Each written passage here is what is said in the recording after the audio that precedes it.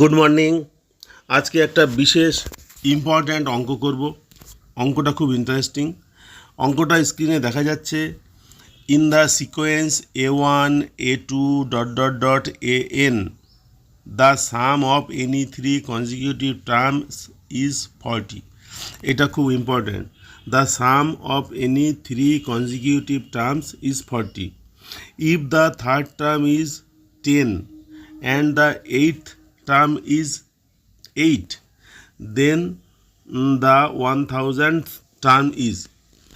একটা সিকোয়েন্স আছে A1 A2 এইভাবে AN পর্যন্ত। পরপর তিনটি সংখ্যার যোগফল হচ্ছে 40 if the third term is 10, আর অষ্টম পদের মান 8। তাহলে 1000তম পদের মান কত? আমরা খাতায় অঙ্কটা করব।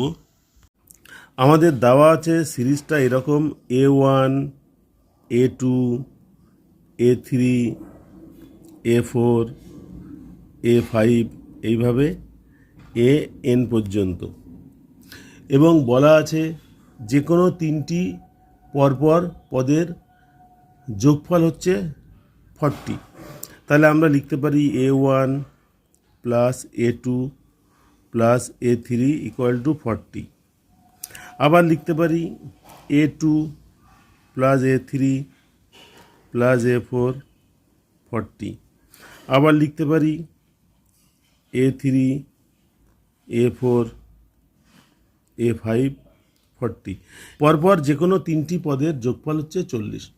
এবার আমাদের দেওয়া আছে তৃতীয় পদের মান 10, তাহলে T3, যেটা A3 সেটা হচ্ছে 10। আর দেওয়া আছে অষ্টম পদ T8, মানে A8 সেটা হচ্ছে 8। আমাদের এইভাবে সিরিজটা এবার বার করতে হবে। আমাদের এখান থেকে দেখে বোঝা যাচ্ছে যে পরপর যে কোনো তিনটি পদের যোগফল যদি 40 হয়, তাহলে এই তিনটি পদ পরপর রিপিট হবে।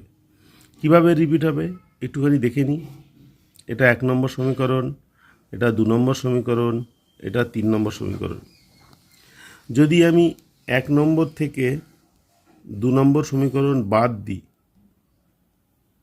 তাহলে কি পাই?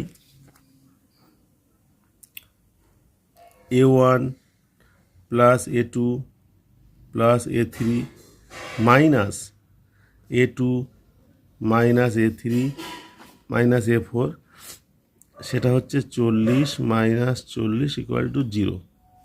এখন A2 কাটা, A3 কাটা, তাহলে কি পাচ্ছি?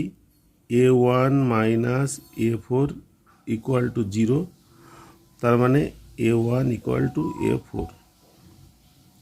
আবার যদি 3 নম্বর থেকে 2 নম্বর বাদ দিই, তাহলে কি পাই? A3 A4 A5, তার থেকে বাদ দিই 2 নম্বর A2 minus A3 minus A4 equal to 0 হবে। 40 থেকে 40 বাদ। এখানেও একই রকমভাবে A4 কাটা, A3 কাটা, তাহলে পাচ্ছি A5 minus A2 equal to 0, তার মানে A5 ইকুয়াল টু A2। তার মানে আমাদের যে সিরিজটা, সেই সিরিজটা এরকমভাবেই আছে।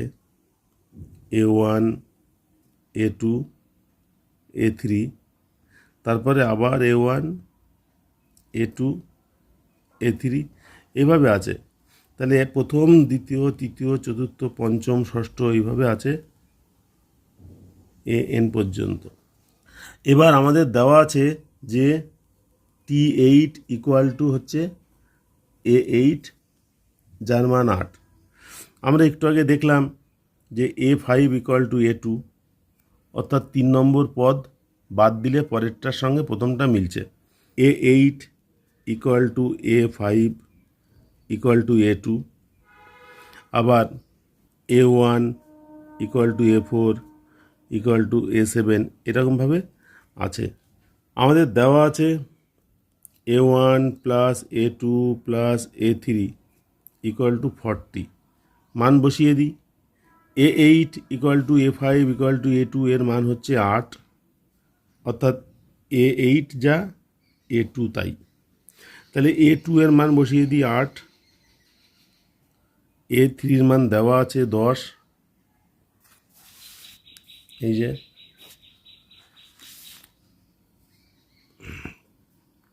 Equal to 40।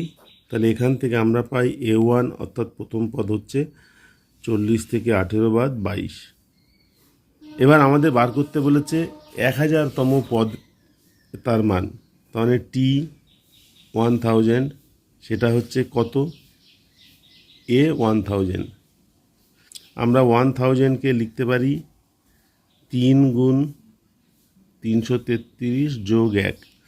যেহেতু 3টি পদ পরপর একই জিনিস ঘুরে ফিরে আসবে, পড়ে থাকে 1, অর্থাৎ প্রথম পদ যেটা সেইটাই তার মান হবে এখানে।